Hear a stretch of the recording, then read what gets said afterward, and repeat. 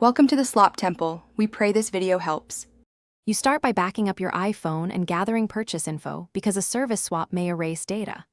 Once done, locate your Apple ID and device serial. Technicians need them for verification.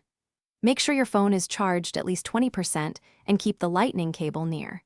You should not attempt internal repairs yet.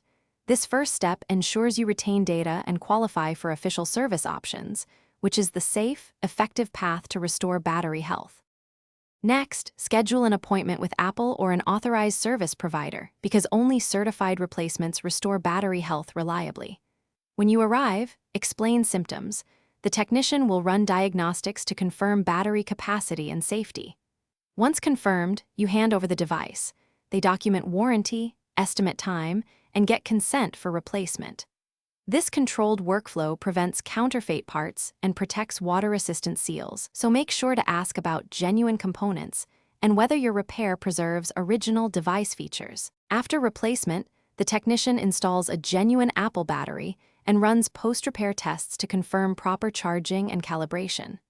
You should power on the phone with them, check settings battery health to see the improved maximum capacity, and verify normal charging behavior. If something still seems off, unexpected drain or failure to charge, ask them to rerun diagnostics immediately. If problems persist later, contact Apple support and reference the service receipt for a reevaluation or follow-up repair.